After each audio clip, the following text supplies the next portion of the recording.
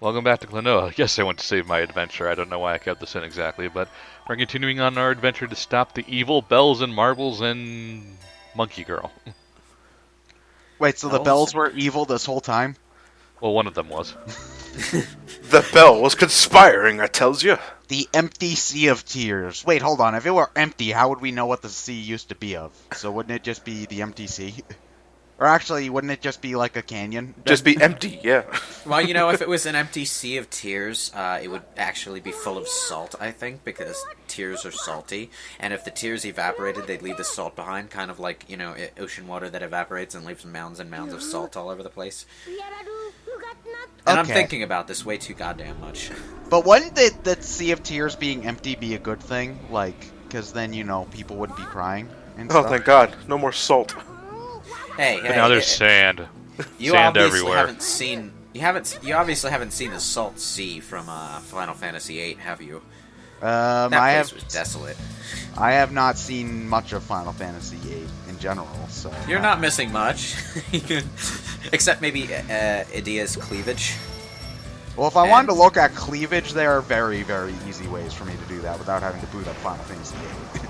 Let's be real here.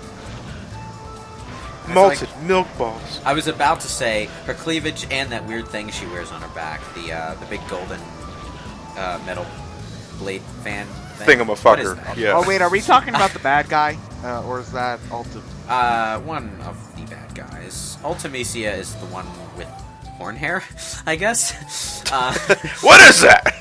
Idea is the Disc 1-2 bad guy, who, spoiler alert, was sort of possessed by Ultimecia the entire time. The plot of Final Fantasy VIII involves a time-traveling sorceress who possesses other sorceresses from the future in the same way that one of the characters forcibly makes you possess Laguna in the past. It's really kind of weird. Probably one of those things that you understand better if you actually play the game rather than just someone telling you about it. Nah, Otherwise, it just sounds like a just someone clusterfuck. telling me about it, because then I can make fun of it without having to actually play an 80-hour game. Well, it does make more sense in context when you've gone through all of the Laguna stuff and they explain it slowly over the course of the game. But at the same time, the overall plot of Final Fantasy VIII is pretty weak. And the world building is pretty shit slipshod. Final Fantasy VIII was the first game in the series to have, sort of kind of encyclopedia entries about different things, but they're, 2 sentences long. So you get, 2 sentences of explanation on who this weird race of weird alien-looking, flappy chin people are. Ifrit the GF. Definition. A GF. Fire Jin. Who controls fire. Yeah. Interesting. I've learned so much today. All this talk about Final Fantasy put me in the mood for commentate over a Final Fantasy game. We should probably do that at some point. Soon, Johnny. Soon. Why can't that be now? Because we've got, 3 more games to get through before we need to get to those. And Momocon. And Momocon. Yeah, and our Momocon stuff. But then more Final Fantasy. So we're going to be starting with Final Fantasy 13-2, right? Why would we start with 2? Because 1 is terrible to play through. We would run out of commentary in 10 seconds. Not like there's more to say about 13-2. I just picked a random one out Oh, of the hat. actually, there is a lot more to say about 13-2, actually. I think it's a pretty good game. I just think the story's a bit silly at times. And Noel, as a protagonist character, isn't very interesting. What about Sarah? She's actually pretty good. It's I don't mind Sarah. She's okay.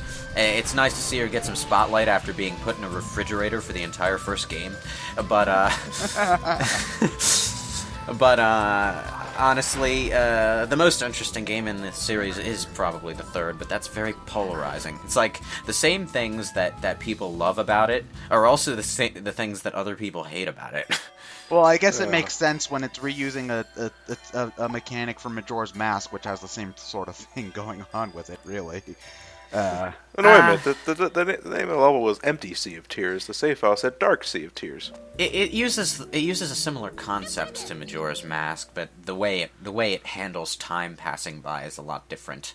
It's like you're not playing through the same 3 days over and over again. You're playing through, what is it, 13 days? And then at the end of the game, if you haven't done enough during those 13 days, you can go back. But it counts as a new playthrough. 13 days of the 13th week of the 13th month. John, we need to talk about the days of the year. So basically, what Lightning Returns does is it turns New Game Plus into an actual mechanic that you need to take advantage of to complete the game. Wait, so hold on. Why is she exploding? Because evil. She thought she could control the power. She thought she Foolish could Leorina. control the darkness, but the darkness ended up controlling her. Oh, it's tragic. Isn't that a Kingdom Hearts plot point? At some point. That's like every Kingdom Hearts game. No, but Yeah. I thought that like Riku could control the darkness, but still wield a Keyblade, which is a light thing or something. Well, because... Oh, look at the pretty kitty. Look at the pretty kitty. Ooh, kitties! That's a rabbit! What the hell is that? Dinosaurs! It's a boss. It is a Heartless. God damn it. This is a fucking It's Lugia! This is a boss. It's Lugia! No, damn it! I know, buddy. God, why did it take me so long to say that? No- Yeah. Oh wait, hold on. This is Lugia's deformed younger brother. Oh, okay. It's a Mega Lugia. Oh god. Well, I will The say it's super more ultra creative than- primal mega Well, hyper it's- evolution. Flamingo Lugia. Well, it's certainly more creative than Primal Groundon and K Ogre, but it's also a lot stupider looking. What are you doing here? Are you aiming for the belly? Yep. Yeah, I figured the belly was a weak spot. It's glowing the and only all that. it's the only thing that's not white or blue. Or is it gold and black? Hey, you gotta buy a Super Mine Mario is- one for that. I know. It might as well just be like circles drawn inside each other.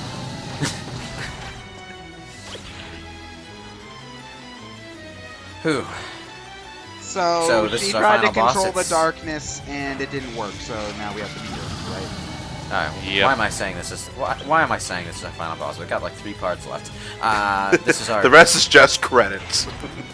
Well, semi-final well, boss. Yeah, well, you could. I think you could be tricked into believing this is the final boss because, like, you know, it's the main village. He goes into her super final hazard transformation kind of thing. So you Yeah, but then you notice the transformation was reluctant. In fact, against her will entirely. no, that happens in some games. That happens in a lot of games, I'm aware. It's just that it kind of gives you the idea that this is probably not the end. Well, no, this could be one of those kind of cutesy games where, like, even the bad guy isn't really that evil, and you save them from A yourself. cutesy, happy-go-lucky game that's full of sunshines and rainbows, flowery meadows, and all sorts of gumdrops, and the final boss is Satan. Yeah, Kirby, exactly. And then 0-2 happened. Ah man, Japan has such a different sense of what kids can take. It's hilarious sometimes. Well, if you watch old Disney shit, like, some of that stuff's really creepy. Like like Snow White. Dude, the Disney is like kindergarten compared to what those stories actually told I originally. know, Yeah. but like you compare it to what people think that kids can handle, and then you go back and watch Snow White, and you watch that sequence where she's running through the forest, and it's like freaky as all hell. And then but I understand that that's like kid stuff compared to Japan, which is just weird. But Ryan, what was the name of that Japanese series that was animated in PowerPoint where like he has to kill the person in order to stop the aliens for reasons? I think it's the same one I'm thinking of. Then you're talking about the one that had that clone with the ticking time bomb inside him? Yeah, that. And the only way to save him is to eject him from the plane. Yeah, that. Oh yeah, the Charge Man Ken. Oh man, I watched that a couple weeks ago. Why? Because It was it's on hilarious. It was on YouTube and fine. it was free, and I was curious. Oh, Sorry, Jesus Dr. Christ. Volga, you have to die now. It's the only way. Oh man. So beating her up fixed her. Yeah, Yes. as usual in these games, when you beat up the weird transformation, they're back to normal with no adverse effects to their body. I like how the cat's using jazz hands to show, ta-da, she's back. Ta-da! Look, what do you think? And now I shall make Leonora disappear. No wait, Leorina. Wow, I think we've all been pronouncing it backwards the entire time. Like, as I've been saying Leonora. Fuck, I've been Leonardo. I've been saying her name wrong the entire game.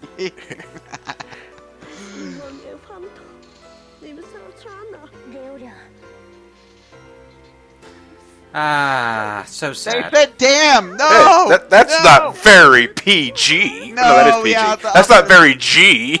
We have to up this to E10, no. I don't think they had an E10 at this point in time. No, they didn't. E10 didn't happen until like 2004 or 5 when Donkey Kong Jungle came out. Yeah. But, you know, they might actually up it to E10 if they were to re-release this, because Kirby's Dream Collection was up to E10 because Kirby's Dream Land 3 and Kirby 64 had one. So they had to put that on the ERSB logo. So Yeah. yeah. Yeah, when they re-release stuff, you tend to see ratings change sometimes. Legacy of Kain Soul Reaver was originally a T-rated game. Nowadays, it's an M-rated game. Oh, really? Damn. Yeah, it was pretty bloody. So I kind of understand why. Like, but at the same time, it's also partly because the ratings board was more lenient, back in the day. It's video games have weirdly gone in the opposite direction from comics, where comics used to have this really stringent ratings code, and nowadays comic writers are just like, fuck that, we don't need a code. And, How much can we get away with it without classifying it as pornography? Well, they can have. Well, Kratos can have as much sex as he wants as long as it happens off screen. Yes. Well, that still gets an M rating, so... Yeah, I think the Yeah. implication alone is enough to jack up the rating, so... Wait, so is Well- this another instance where we're going through the same level again? Yep, but only this time we're destroying that arc we built up earlier.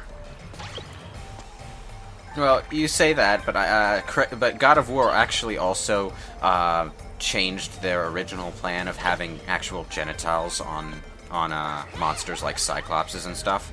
Oh, okay, I thought you said, do you really want to see Kratos nutsack? No, not. Does anybody want to see Kratos nutsack? No, but you would see the John, giant- this is the internet. Somebody wants to see Kratos' nutsack. you would have seen Ogre Balls, and I think there's actually like a legitimately unlockable developer room that still has those monster models in it. Like not even something you need to hack, but something that you can unlock by doing stuff in game. And if you keep that in the game with for a trophy or anything, then you have to keep the age rating appropriate. Well, it still affects the rating, but they also took it out of the main experience because I guess they thought it would turn people off. Well, isn't that the whole thing with the hot coffee mod? Is that they made it originally, they decided to take it out, so they didn't intend people to find it, so they didn't talk to their ratings board about it, but they hacked in it, so it was still technically in the code.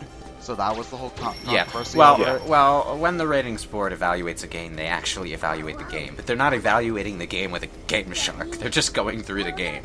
Well, if I remember correctly, and this is because the Smash leak, they don't send the ERSB a copy of the game. They just send them like a DVD or photos of the game's most questionable materials, which is why for the Smash 3DS leak, there were so many pictures of trophies of Candy Kong and Tharja, aka characters with boobs, because suggestive material is something that the ERSB has to rate, because of course suggestive material means boobs and nothing else.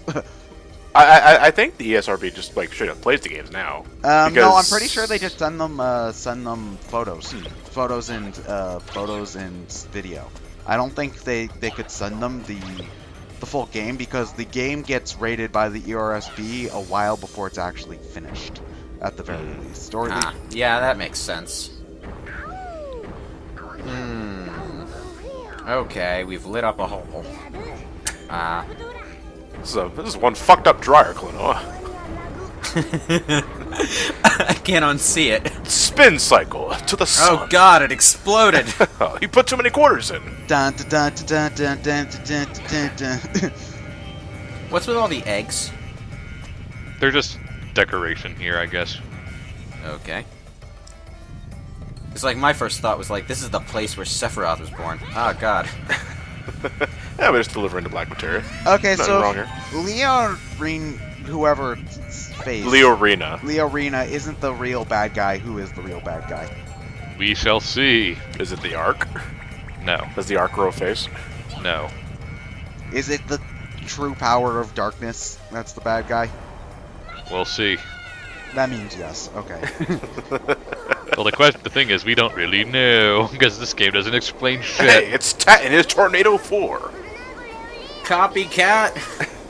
Oh, he has a cat, yeah. I was doing that before it was cool. I made it cool. Okay, maybe this is just me and playing the later Sonic games first, but I much prefer the tornado being blue than red.